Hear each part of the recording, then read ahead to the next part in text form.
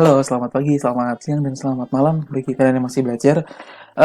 Pada kesempatan kali ini kita akan belajar dan melanjutkan lagi tentang persamaan kuadrat ya. Betapa kita di dua pertemuan sebelumnya, yang pertama kita belajar tentang diskriminan, kemudian yang kedua kita belajar tentang bagaimana mencari menentukan akar-akar persamaan kuadrat menggunakan rumus kuadratik atau bisa disebut dengan rumus ABC. Jadi eh, menentukan akar-akar persamaan kuadrat sendiri ada tiga sebenarnya ya. Yang pertama memfaktorkan, kemudian yang kedua melengkapkan kuadrat sempurna, kemudian yang ketiga adalah rumus kuadratik atau rumus ABC.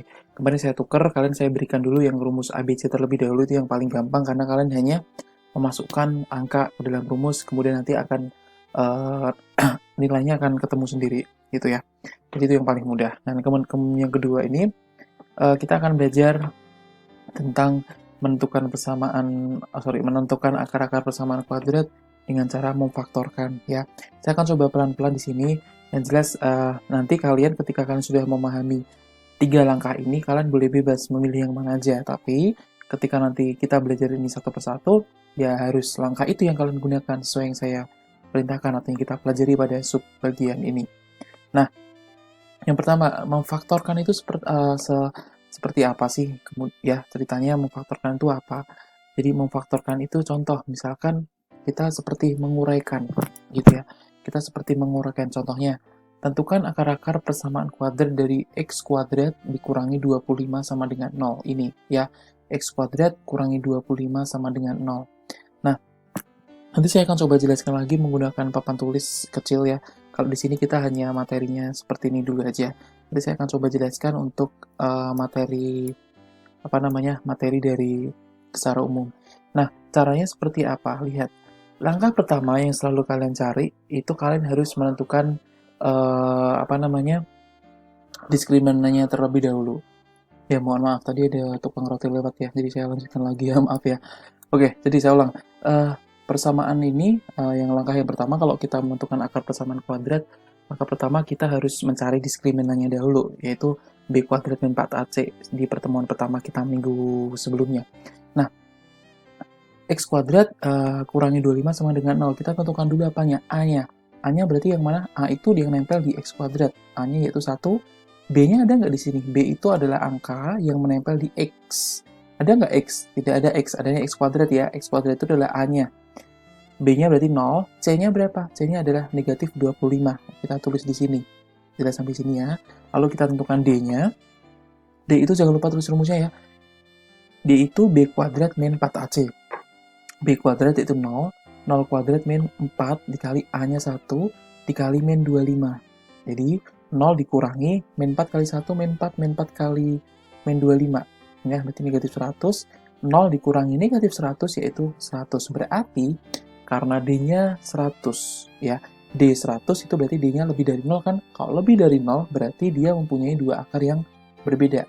Kalau mempunyai dua akar yang berbeda, berarti nanti dia akan punya akar-akarnya ada dua ya, berbeda ya. Beda angkanya. Nah, terus kalau udah gini kita boleh jalan. Kalau ada dua akar berbeda, kita boleh jalan. Terus gimana caranya? X kuadrat kurangi 25 sama dengan 0. Nah, perhatikan di sini. Ini langkah. Kalau ini dalam bentuk persamaan kuadrat yang hanya ada dua suku, x kuadrat dan min 25. Kalau yang tiga suku gimana? Tiga suku itu yang x kuadrat plus 15x plus 5. Nah, itu namanya tiga suku. Ada tiga suku gitu ya. Kalau ini hanya ada dua, 1, 2 gitu. Nah, kalau seperti ini, kalian langsung fokus ke sini, negatif 25. Bilangan berapa yang dikalikan itu hasilnya negatif 25. Ya, negatif 25. Berapa kira-kira bilangan yang dikalikan itu negatif 25, kalau dikalikan negatif 25, tapi kalau dijumlah itu hasilnya 0. Kenapa 0? Karena B-nya adalah 0.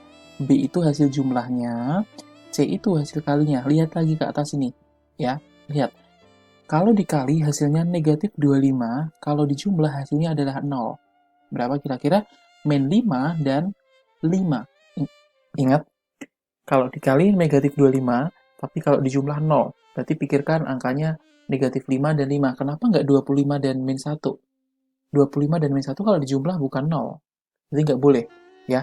Jadi harus pakai yang bisa dijumlah 0, tapi kalau dikalikan adalah min 25. Berarti min 5 dan 5. Terus taruh mana? Nah, Karena ini X kuadrat, saya tulis dulu kurung buka, X-nya saya taruh di sini dulu, X-nya saya tulis di sini dulu.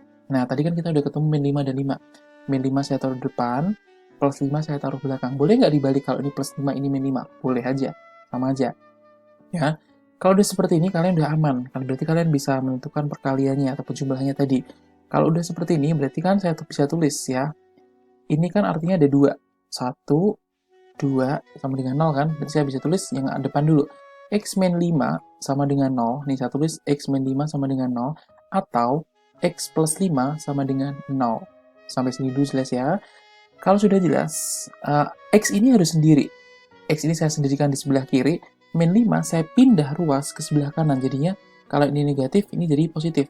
X sama dengan 5 atau X-nya, karena ini positif, saya pindah ke sebelah kanan. Ini jadi negatif 5. Berarti X-nya min 5. Berarti persamaan atau akar-akar persamaan PK itu persamaan kuadrat ya. Persamaan kuadrat X kuadrat kurangi 25 sama dengan 0 adalah 5 dan negatif 5. Gitu ya. Untuk lebih jelasnya nanti kita lanjut lagi. Sampai sini dulu, kalian ulang lagi videonya. Intinya gampang. Intinya angka yang paling belakang atau C itu hasil kalinya. Angka yang paling tengah itu adalah jumlahnya. Gitu ya. Kita lihat contoh lagi. Nah, nih. Tentukan akar dari persamaan kuadrat X kuadrat dikurangi 14X ditambah 49 sama dengan 0. Nah, langkah pertama kita selalu cari apa tadi? Cari diskriminan atau cari D. Kita carinya, kita tuliskan dulu A-nya berapa. A-nya yaitu 1, di sini 1 kan. B-nya berapa? B-nya min 14, C-nya 49, gitu ya.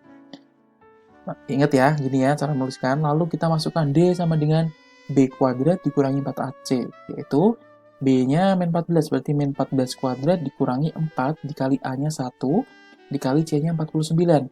Yaitu D sama dengan 196, ini kan 196 kan dikuadratkan, dikurangi min 4 kali 1 kali 49, yaitu min 126 juga. Berarti sama dengan 0, dikurangin kan. Berarti kalau D-nya sama dengan 0, itu berarti dia mempunyai dua akar yang kembar. Gitu ya. Dua akar yang kembar. Nah, terus kalau dua akar kembar itu bisa. Jadi kalau intinya gini, kalau di diskriminan dia D-nya lebih dari 0, dia kan punya akar yang berbeda. D-nya sama dengan 0, dia mempunyai dua akar kembar. Itu berarti nanti bisa difaktorkan. Tapi kalau D-nya kurang dari 0 atau D-nya negatif, itu berarti dia tidak mempunyai akar. Berarti tidak bisa dikerjakan. Stop sampai kesimpulan, karena D-nya kurang dari 0, berarti dia tidak mempunyai akar atau penyelesaian. Lalu, bagaimana caranya ini tadi? Nah, lihat. Yang belakang di sini, ini kan tadi C-nya.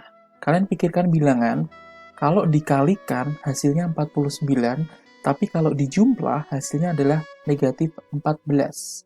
Kira-kira berapa? Angka berapa dan berapa? Kalau dikalikan itu 49, tapi kalau dijumlah itu min 14. Apakah 7 dan 7? Oke, 7 dan 7 ya. 7 dan 7 dan 7, misalkan ini saya isi 7, ini 7 kali 7 benar 49, tapi apakah 7 ditambah 7 itu negatif 14? Bukan, berarti bukan 7 dan 7. Lagi, bagaimana kalau min 7 dan 7? Min 7 kali 7, oh bukan 49, dia min 49, ya, berarti nggak mungkin. Bagaimana kalau min 7 dikali min 7? Min 7 kali min 7 benar 49. Lalu kita coba di sini. Min 7 tambah min 7. Oh, benar, negatif 14. Berarti angkanya adalah negatif 7. Negatif 7 saya masukkan ke sini. Ingat ya, kalau X kuadrat, berarti di sini kurung buka langsung X, kurung buka X lagi. Lalu angka yang udah kalian temukan tadi, yang dikalikan 49, yang dijumlah min 14, masukkan. Min 7, min 7. Udah sampai sini, gampang ya. Pak, kok angkanya sama? Ya, iya sama. Kenapa? Karena dari kesimpulan tadi, D-nya 0 mempunyai dua akar kembar. Dua akar kembar itu artinya apa? Artinya bilangan yang di sini itu adalah sama. Maka itu disebut dua akar kembar, gitu ya. Oke, lanjut. Udah ketemu X sama dengan X min 7, X min 7 sama dengan 0. Berarti saya bisa uraikan X min 7 yang sebelah kiri ya sama dengan 0, atau yang sebelah kanan X min 7 sama dengan 0. Saya tulis sini. Lalu saya pindah ruas kan, ini negatif, berarti kalau pindah ke sini jadi positif. X sama dengan 7 atau X sama dengan 7. Oh, berarti jadi karena ini sama, kalian nulisnya boleh satu aja. Jadi akar-akar persamaan kuadrat X kuadrat min 14X tambah 49 sama dengan 0 adalah 7. Itu akar-akarnya. Oke, lanjut. Ulangi lagi ya kalau masih belum pas. Lanjut.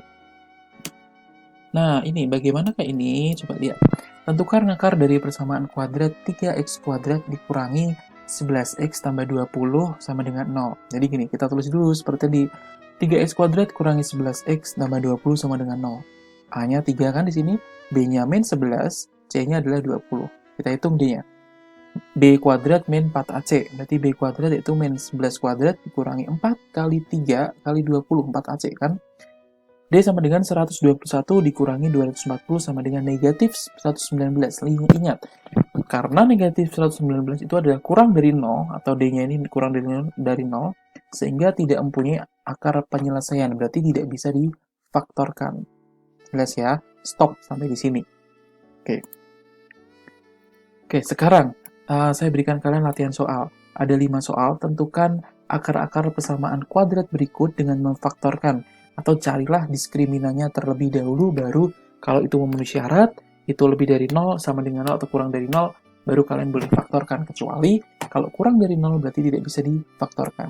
Oke, saya akan kasih sebuah video nanti tentang contoh-contoh soal, ya. Kira-kira bagaimana memfaktorkan, ya. Untuk yang video ini nanti kita sambung di pembahasan atau contoh soal yang saya berikan setelah ini. Kalian tugasnya hari ini adalah ini, kerjakan di buku tulis seperti biasa, lalu kumpulkan di link yang saya kasih ya. Terima kasih, semoga kalian mengerti.